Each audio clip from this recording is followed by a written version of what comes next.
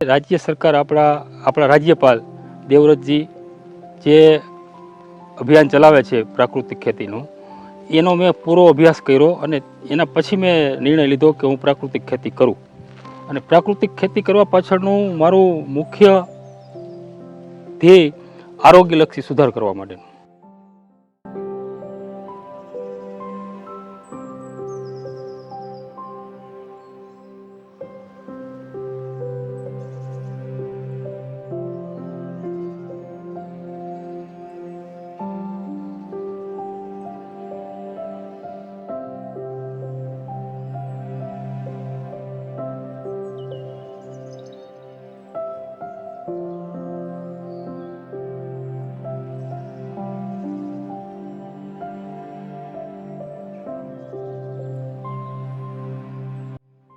અમારા મોરબી જિલ્લામાં 16,233 જેટલા ખેડૂતો હવે પ્રાકૃતિક ખેતી કરે છે અને મને જણાવતા આનંદ થાય કે લગભગ 9,000 હેક્ટર જેટલી જમીનમાં આજે મોરબીમાં પ્રાકૃતિક ખેતી થાય છે. મોડેલ ફાર્મ હોય છે, જે ખેડૂતો સારી પ્રાકૃતિક ખેતી કરે છે એ મોડેલ ફાર્મની અમે ખેડૂતોને વિઝિટ કરાવીએ છીએ.